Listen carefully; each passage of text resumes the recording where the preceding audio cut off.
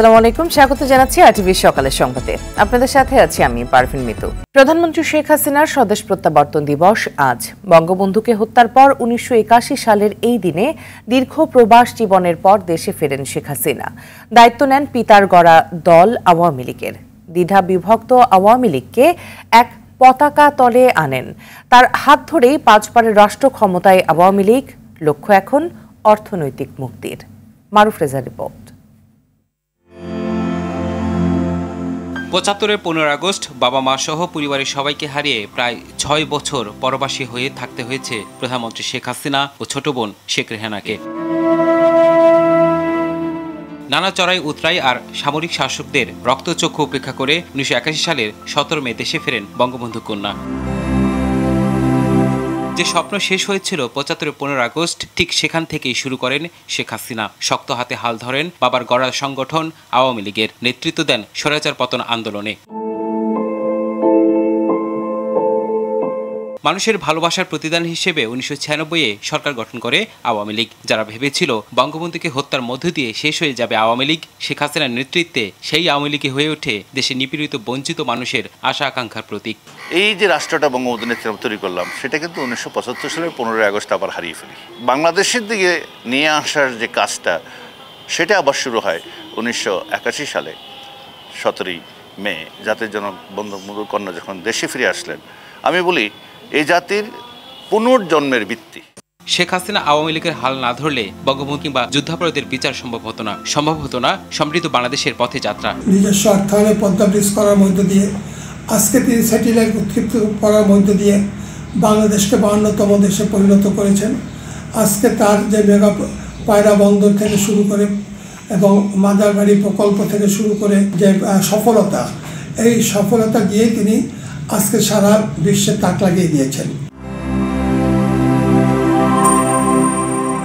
জাতির পিতা বঙ্গবন্ধুর মতো কন্যা শেখ হাসিনার চোখেই এগিয়ে চলেছে ১৬.৫ কোটি মানুষের স্বপ্ন। এত প্রতিবন্ধকতার পরেও সবার বিশ্বাস, তার হাত ধরে আগামী সমৃদ্ধির পথে হাঁটবে বাংলাদেশ। মারুফ রেজা, আরটিভি, ঢাকা। প্রতিনিয়ত বাড়ছে মাছ, মাংস ও ডিম সহ নিত্যপণ্যের দাম। এই অবস্থায় আমিষের চাহিদা মেটাতে হিমশিম খাচ্ছে সীমিত আয়ের মানুষ। সপ্তাহের ব্যবধানে ব্রয়লার মুরগি কেজিতে বেড়েছে ২০ থেকে ৩০ টাকা। সঙ্গে বেড়েছে ডিমের দাম। কিছুদিন আগেও যে ডিম ৩৫ থেকে ৪০ টাকা হালি বিক্রি হচ্ছিল, তা এখন বিক্রি হচ্ছে ৫০ টাকায়। ভারত থেকে পেঁয়াজ আমদানি শুরু হলেও প্রভাব নেই বাজারে, বরং ৫ দিনের ব্যবধানে কেজিতে দাম বেড়েছে ১০ টাকা। কোরবানির ঈদ সামনে রেখে যৌক্তিক কারণ ছাড়াই বেড়ে চলেছে সব ধরনের মশলার দাম। গরুর মাংস বাজার ভেদে ৭৭০ থেকে ৮০০ টাকা কেজি দরে বিক্রি হচ্ছে। কেজিতে ১০০ টাকা বেড়ে খাসির মাংস বিক্রি হচ্ছে ১২০০ টাকা কেজি দরে।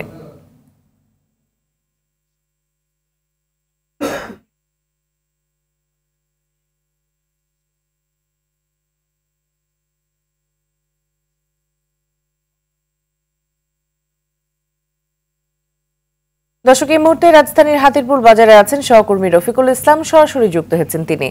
রফিক, বাজারে ডিম, মুরগি এবং মশলার দাম বাড়ার কারণ হিসেবে ব্যবসায়ীরা কি বলছেন?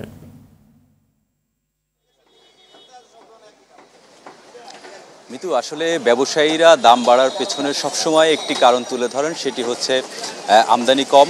যেখান থেকে আমরা কিনে আনছি সেখান থেকে দাম বেশি নিচ্ছে।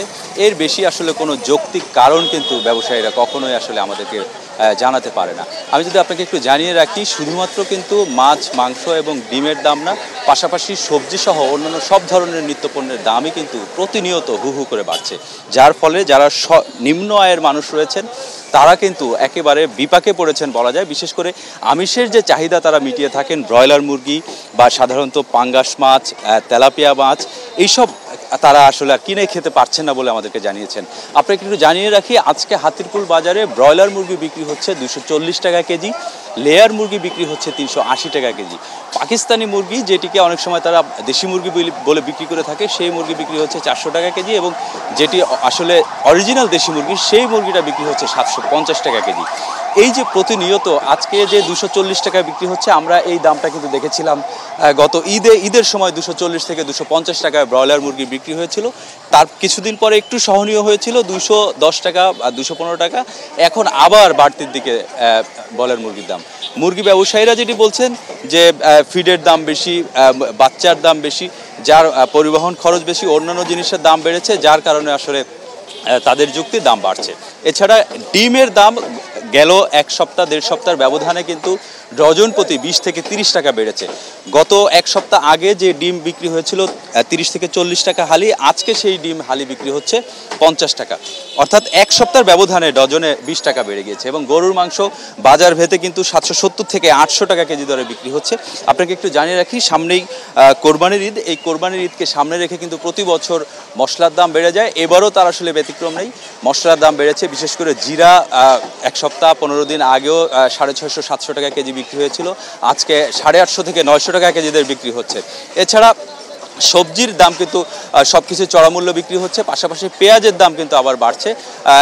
এক সপ্তাহ ব্যবধানে 10 টাকা 15 টাকা বেড়েছে। যে পেঁয়াজ ছিল 60 টাকা, সেই পেঁয়াজ এখন 70-75 টাকা বিক্রি হচ্ছে। তা এই ছিল আসলে মিতু রাজধানীর হাতিরপুল বাজার থেকে বাজারের সর্বশেষ অবস্থা।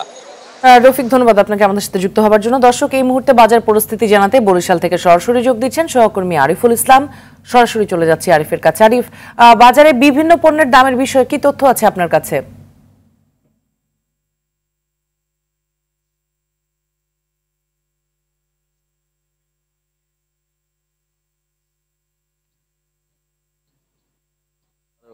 আকাশচুম্বী একটি ঘটনা ঘটেছে, তার কারণ কাঁচামরিচের দাম কিন্তু আবারও মানে ঝালের মতোই খুব দ্রুত গতিতে এগিয়ে চলেছে।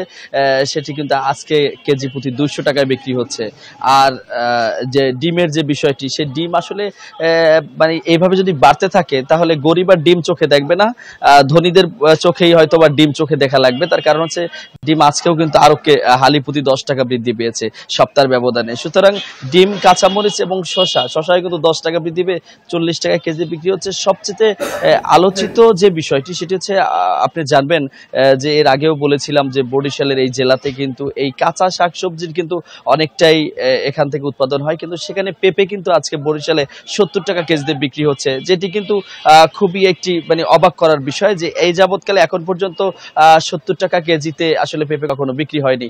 তো এবার এই বিক্রি হতে আমরা দেখেছি। আমরা খোঁজ নিয়েছিলাম অন্যান্য মাংসের দোকানে, খাসির মাংস কিন্তু 1100 টাকা বিক্রি হচ্ছে, গরুর মাংস কেজি প্রতি সেই 800 টাকায় বিক্রি হচ্ছে। আজ মুরগি 20 টাকা হারে অনেকটা বৃদ্ধি পেয়েছে, তবে যে সোনালী মুরগি যেটি রয়েছে সেটি কিন্তু অপরিবর্তিত রয়েছে। ব্রয়লার মুরগি কিন্তু কেজিতে 20 টাকা বৃদ্ধি পেয়েছে। তো এই কারণটা আমরা বারবারই জানতে চেয়েছিলাম। দোকানিরা বারবারই বলছেন যে আসলে যদি বাচ্চা ঠিকভাবে খামারিরা না পায় আর সেই বাচ্চা যদি উৎপাদন না হয় তাহলে আসলে সঠিকভাবে দামটি নিয়ন্ত্রণ করা যেতে পারবে না। আর সব দাম যা আছে সব অপরিবর্তিত রয়েছে। মিতু। আরিফ, অসংখ্য ধন্যবাদ আপনাকে। সারা দেশের আবারও বয়ে যাচ্ছে দাবদাহ, আর সোমবার পর্যন্ত চলবে এই পরিস্থিতি। বৃহস্পতিবার সন্ধ্যা থেকে নতুন করে আরো 6 জেলায় তাপপ্রবাহ বয়ে যাওয়ার তথ্য দিয়েছে আবহাওয়া অধিদপ্তর। আগের দিন 58 জেলায় মৃদু থেকে মাঝারি তাপপ্রবাহ বয়ে যাচ্ছিল। আবহাওয়া অধিদপ্তর বলছে আরো কিছুদিন দাবদাহ সইতে হবে, তবে তাপমাত্রা 40 ডিগ্রির উপরে ওঠার আশঙ্কা কম। চলতি মাসের 20 তারিখের দিকে সারা দেশে বৃষ্টির সম্ভাবনা আছে, যা 3 থেকে 4 দিন স্থায়ী হতে পারে।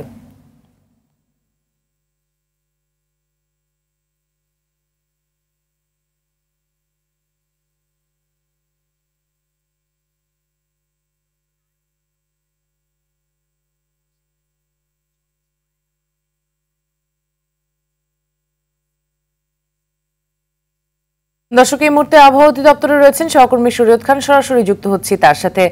শরীয়ত, আবহাওয়া অধিদপ্তর কি বলছে, আসলে হিট অ্যালার্টটি আর কয়দিন নাগাদ চলতে পারে?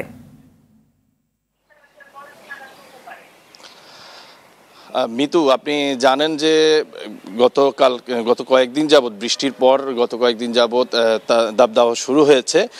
এই দাবদাহ আরও কয়েকদিন চলবে। তো আমরা যতটুকু জানতে পেরেছি গতকাল পর্যন্ত 58 জেলায় এই অবস্থা চলছিল, যে তাপপ্রবাহ চলছিল। এখন গতকালকে সন্ধ্যা থেকে কিন্তু পুরো দেশেই সেটি আরও 6টি জেলা বাড়িয়ে পুরো দেশে কিন্তু সেই তাপপ্রবাহ শুরু হয়েছে। তো আবহাওয়া অফিস কিন্তু বলেছে যে এই আগামী সোমবার পর্যন্ত 20 তারিখ পর্যন্ত কোনো সুখবর তাদের কাছে নেই বৃষ্টির। তবে সোমবারের পরে বৃষ্টির একটি সম্ভাবনা রয়েছে সারা দেশের বিভিন্ন জেলায়। এর পরে যদি কিছুটা কমে তো 3-4 দিন বৃষ্টির পর আবারও কিন্তু সেই তাপপ্রবাহ শুরু হবে এবং সারা দেশেই মৃদু থেকে মাঝারি একটি তাপপ্রবাহ বয়ে যাবে। তো যেটি দেখতে পেরেছি যে এই পর্যন্ত কিন্তু তারা এটা আরেকটি কথা বলেছে যে 40 ডিগ্রির উপরে তাপমাত্রা ওঠার সম্ভাবনা নেই। এখন পর্যন্ত কিন্তু গতকালও দেখা গিয়েছে যে 39.5 ডিগ্রি সেলসিয়াস সর্বোচ্চ ছিল। তো এরকমই এই আগামী 3 দিন এরকমই চলবে বলে তারা ধারণা করছে। তবে এর পরে যেটা শুরু হবে সেটাও এরকমই হতে পারে।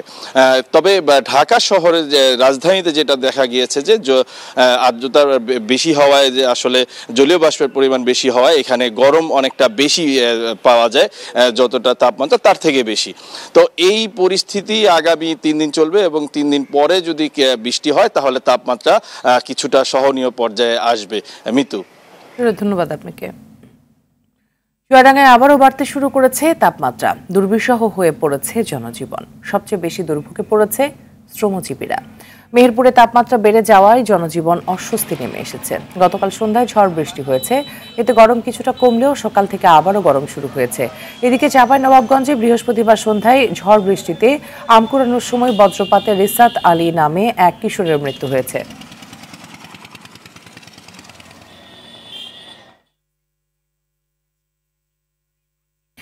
দর্শক, চুয়াডাঙ্গা থেকে এখন সরাসরি যোগ দিচ্ছেন সহকর্মী জহির রায়হান সোহাগ। জহির, জনজীবনে তাপদাহের কি প্রভাব দেখছেন আসলে?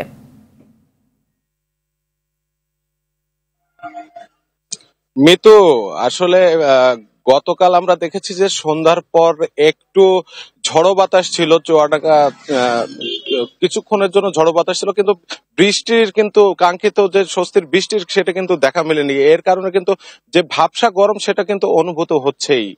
আর গতকাল যে তাপমাত্রা রেকর্ড করা হয়েছে তা 37.5 ডিগ্রি সেলসিয়াস। আসলে আকাশে একটু মেঘের ঘন ঘটার কারণে কিন্তু তাপমাত্রা একটু কম, অর্থাৎ 40-এর নিচে, কিন্তু যে ভাবসা গরম অর্থাৎ বাতাসে আর্দ্রতা বেশি থাকায় কিন্তু ভাবসা গরম অনুভূত হচ্ছে। আমরা দেখেছি যারা কৃষক আছেন, ক্ষেত খামারে যারা কাজ করেন, তারা কিন্তু সেখানে গিয়ে স্বস্তি পাচ্ছেন না। সেখানে কাজ করতে গিয়ে তাদের বারবার বিশ্রাম নিতে হচ্ছে এবং কিছুক্ষণ বিশ্রাম নিচ্ছেন, আবার কিছুক্ষণ কাজ করছেন, এভাবে কিন্তু তারা চলছে। আবার কৃষকদের ভিতরে একটা আতঙ্ক কাজ করছে। অনেক জেলায় আমরা দেখেছি যে সংবাদে দেখেছি যে হিট স্ট্রোকে মারা যাচ্ছে অনেক কৃষক। তো সেক্ষেত্রে কিন্তু তাদের ভিতরেও চুয়াডাঙ্গা জেলার যারা কৃষক আছেন তাদের ভিতরেও কিন্তু একটা আতঙ্ক আমরা দেখেছি বা কৃষকরা আমাদেরকে জানিয়েছেন। আর এই ভাবসা গরমের কারণে কিন্তু যারা কোমলমতি শিক্ষার্থী আছেন, গতকাল আমরা দেখেছি তারা কিন্তু আমাদেরকে বলেছেন যে স্কুলে আসতে কিন্তু তাদের খুব কষ্ট আছে। বিশেষ করে প্রাথমিক পর্যায়ে যারা শিক্ষার্থী আছে তারা কিন্তু তাদের কষ্টটা একটু বেশি। আর আপাতত বৃষ্টির কোনো সম্ভাবনা কিন্তু আবহাওয়া অফিস কোনো বার্তা দেয়নি। আগামী 20 মের পরে কিন্তু বৃষ্টির সম্ভাবনা রয়েছে বলে আবহাওয়া অফিসের কর্মকর্তা আমাকে জানিয়েছে। তো মিতু, এই ছিল চুয়াডাঙ্গা থেকে আমার কাছে সর্বশেষ। ধন্যবাদ আপনাকে আমাদের সাথে যুক্ত হওয়ার জন্য। কুমিল্লায় সড়ক দুর্ঘটনায় 5 জন নিহত হয়েছে। ভোরে ঢাকা চট্টগ্রাম মহাসড়কের 14 গ্রামের বসন্তপুর এলাকায় রিল্যাক্স পরিবহনের একটি বাস নিয়ন্ত্রণ হারিয়ে খাদে পড়ে যায়। এতে ঘটনাস্থলেই 5 জন নিহত হয়। এ সময় আহত 10 জনকে বিভিন্ন হাসপাতালে ভর্তি করা হয়েছে। হতাহতদের নাম পরিচয় এখনও জানা যায়নি। স্থানীয়রা জানায়, ঢাকা থেকে কক্সবাজারের দিকে যাচ্ছিল রিল্যাক্স পরিবহনের বাসটি। মহাসড়কের 14 গ্রাম উপজেলার বসন্তপুরে পৌঁছলে নিয়ন্ত্রণ হারিয়ে পাশের খাদে পড়ে যায়। এতে ঘটনাস্থলেই 5 জনের মৃত্যু হয়।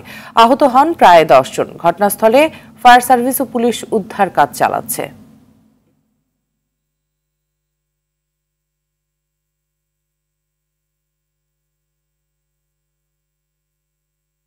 পঙ্গু হাসপাতালে বন্ধ এমআরআই ও সিটি স্ক্যান পরীক্ষা, অথচ বিশেষায়িত এই হাসপাতালে এই দুটি পরীক্ষায় সবচেয়ে বেশি প্রয়োজন হয়।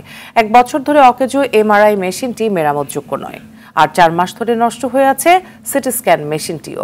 এতে চরম দুর্ভোগে সাধারণ রোগীরা। দ্রুত ব্যবস্থা নেওয়ার আশ্বাস স্বাস্থ্যমন্ত্রীর। স্বাস্থ্য খাতের বেহাল দশা নিয়ে দীপ্তচন্দ্র পালের ধারাবাহিকের আজ শেষ পর্ব, ছবি তুলেছেন আলাউদ্দিন আলী। যুদ্ধাহত মুক্তিযোদ্ধাদের জরুরি চিকিৎসার জন্য ১৯৭২ সালে শহীদ সরওয়ার্দী হাসপাতালের বারান্দায় অস্থায়ীভাবে শুরু হয় পঙ্গু হাসপাতালের কার্যক্রম। তারপর থেকে দুর্ঘটনায় পড়া রোগীদের আস্থার নাম জাতীয় অর্থোপেডিক হাসপাতাল ও পুনর্বাসন প্রতিষ্ঠান নিটোর। ভালো চিকিৎসা সেবা পাওয়ার আশায় সারা দেশ থেকে রোগীরা ছুটে আসেন এখানে। চিকিৎসা খরচও অপেক্ষাকৃত কম। মাজায় ব্যথা, হাড়ের ক্ষয়, চিকিৎসা চলতেছে দীর্ঘদিন ধরে। অন্যান্য হাসপাতাল থেকে সরকারি হাসপাতাল আমার মোটামুটি ভালো। পঙ্গুতে অনেক আলহামদুলিল্লাহ অনেক সেবা দেয় ভালো। এই হাসপাতালে ২৯টি অপারেশন থিয়েটারে প্রতিদিন অস্ত্রোপচার করা হয়। প্রতিদিন প্রায় 85 থেকে 90টা হয়, এর বেশি কখনো হয়, একটা কম হয়। এতগুলো অপারেশন একটা হাসপাতালে হওয়া, এটা বাংলাদেশে কোনো হাসপাতালে আছে কিনা আমার জানা নাই। অ্যানেস্থেশিয়ার জনবল সংকটটা আমাদের খুব বেশি ভোগাচ্ছে। জনবল যদি আর একটু বাড়ানো যায় তাহলে এই সেবার মান, পরিধিটা এবং মানটা আর একটু সুন্দরভাবে করা সম্ভব। অথচ ব্যস্ত এই হাসপাতালে 1 বছরেরও বেশি সময় ধরে অতি জরুরি সেবা এমআরআই পরীক্ষা করা যাচ্ছে না। ফলে ভোগান্তি ও আর্থিক ক্ষতির মুখে পড়ছেন রোগীরা। এমআরআই যে পরীক্ষা দিয়েছি, আমি অনেকদিন যাবৎ ঘুরতেছি, প্রায় 2 দিন ধরে এখানে এই পরীক্ষাটা হচ্ছে না। ডাক্তারকে আমি বারবার বলি, ডাক্তার আমার এখানে মেশিনটা নাই, আপনারা অন্য কোথাও থেকে নিয়ে আসেন। তা আমি এই রোগী নিয়ে কীভাবে যাব? এই রোগী ধরতে পারি না, তুলতে পারি না। রোগীর যে সমস্যা, না ছাড়া অনেক কষ্ট। হ্যাঁ, এই জন্য আর বাইরে নিতে গেলে আমার ব্যয়বহুল খরচ, আমি খরচ বহন করার মতো আমার সাধ্য নাই। এমআরআই আর সিটি স্ক্যান পপুলার থেকে করেছি। এমআরআই আপনার 7,000 টাকা হচ্ছে, 2,000 টাকা ডিসকাউন্ট নিছে, 5,000 টাকা।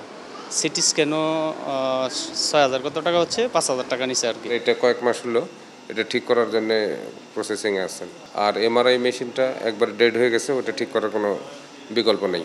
নতুন মেশিনের জন্য মন্ত্রণালয়ে আবেদন করা হয়েছে বলে জানান রেডিওলজি ও ইমেজিং বিভাগের প্রধান। অর্থোপেডিক হসপিটালে এমআরআই ছাড়া আসলে চিন্তাই করা যায় না। যেসব পেশেন্ট এখানে আসে, এমআরআই, সিটি, এক্সরে এটা খুবই এসেনশিয়াল। মেশিন কেনার জন্য আমরা লিখেছি, এখন ওরা যদি মানে সরকারি কর্তৃপক্ষ আমাদের কাছে চাবে যে এই মেশিনটা কীভাবে, বা ওরা যখন কেনার ডিসিশন নেবে তখন আমরা যা যা প্রয়োজনে আমরা কিছু দিব।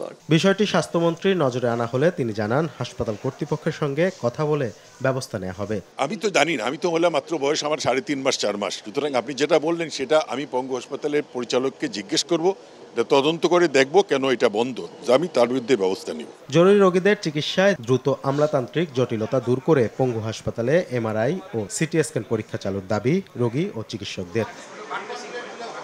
দীপ্ত চন্দ্র পাল, RTV, ঢাকা।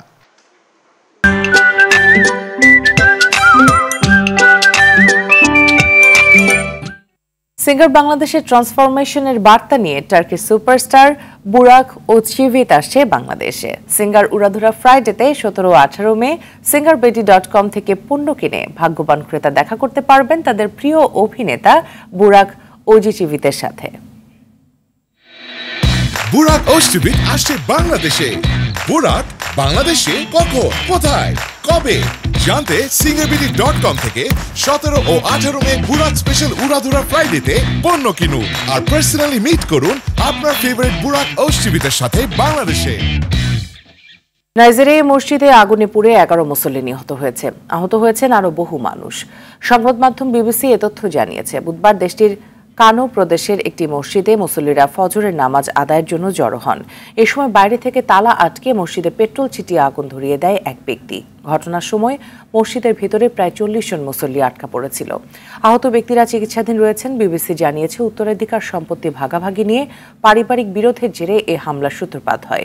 এই ঘটনায় সন্দেহভাজন এক ব্যক্তিকে গ্রেপ্তার করেছে পুলিশ।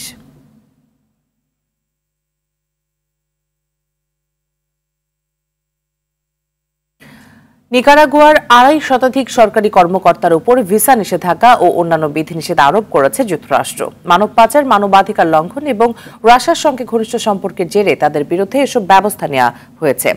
সিবিএস নিউজ এই তথ্য নিশ্চিত করে। মার্কিন কর্মকর্তাদের অভিযোগ, নিকারাগুয়ার প্রেসিডেন্ট ড্যানিয়েল ওতের্গা ও তার স্ত্রী রোজারিও মোরেলো অভিবাসীদের ভিসা ব্যবসা থেকে অর্থ উপার্জন করেছেন। এই অভিবাসীরা যুক্তরাষ্ট্রের দক্ষিণ পশ্চিম সীমান্তে ভিড় করছেন। এছাড়া দেশটিতে রাশিয়ার স্বরাষ্ট্র মন্ত্রণালয়ের একটি প্রশিক্ষণ কেন্দ্র রয়েছে। যুক্তরাষ্ট্রের অভিযোগ, সেখান থেকে প্রশিক্ষণ নিয়ে নিকারাগুয়ার পুলিশ রাজনৈতিক প্রতিপক্ষকে দমন করছে।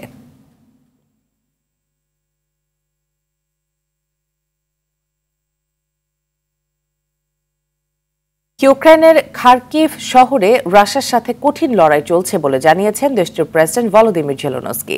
বৃহস্পতিবার খার্কিভের শীর্ষস্থানীয় সেনা কর্মকর্তাদের সঙ্গে আলাপের পর জেলেনস্কি এসব কথা বলেন। বিবিসি এক প্রতিবেদনে তথ্য নিশ্চিত করে। গত সপ্তাহে ইউক্রেনের খার্কিভ শহরের সীমান্তবর্তী ভভচান্স্ক এলাকায় আকস্মিক অভিযান শুরু করে রুশ বাহিনী। গেল 9 থেকে 15 মে পর্যন্ত রাশিয়ার দেশটির 278 বর্গ কিলোমিটার এলাকা দখলে নিয়েছে বলে জানিয়েছে Institute for the Study of War. এই পরিস্থিতি মোকাবেলায় সেখানে নতুন করে সেনা মোতায়েন করা হচ্ছে বলেও জানায় জেলেনস্কি। বৈশ্বিক অনুরোধ উপেক্ষা করে রাফার দক্ষিণে স্থল হামলা চালাতে আরও বেশি সৈন্য মোতায়েনের সিদ্ধান্ত নিয়েছে ইসরায়েল। এই হামলার ভয়ে রাফা ও উত্তর গাজা থেকে 7 লাখের অধিক মানুষ পালিয়ে গেছে, অনাহারে ধুঁকছে অসংখ্য মানুষ। সংবাদ মাধ্যম আল জাজিরা এই তথ্য নিশ্চিত করে। এদিকে গাজার ইসরায়েলের জাতিগত নিধন ভয়াবহ পর্যায়ে পৌঁছেছে বলে অভিযোগ দক্ষিণ আফ্রিকার।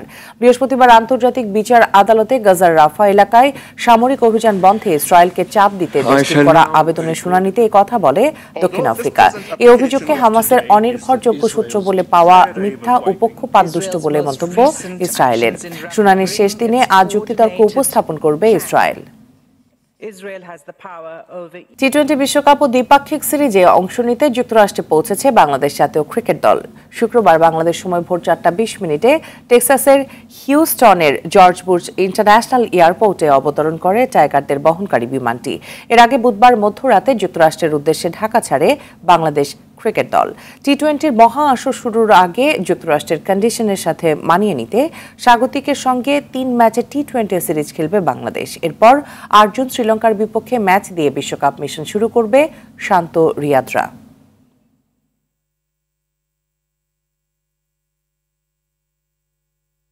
ফুটবল প্রসঙ্গ। বাংলাদেশ প্রিমিয়ার লিগ ফুটবলের নিয়ম রক্ষার ম্যাচে আজ চট্টগ্রাম আবাহনীর মুখোমুখি হবে শেখ রাসেল ক্রীড়া চক্র।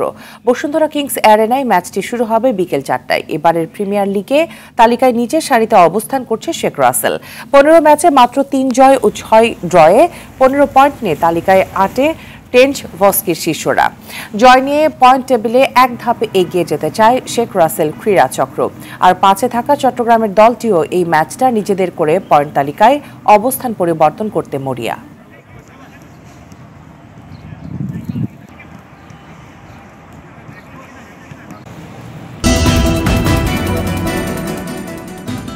সকালের সংবাদ এই পর্যন্ত। সর্বশেষ সংবাদ জানতে যে কোনো মোবাইল ফোন থেকে 24141 নম্বরে ডায়াল করুন। মধ্যাহ্নের সংবাদ দুপুর 12টায় দেখার আমন্ত্রণ রইল। ধন্যবাদ সবাইকে।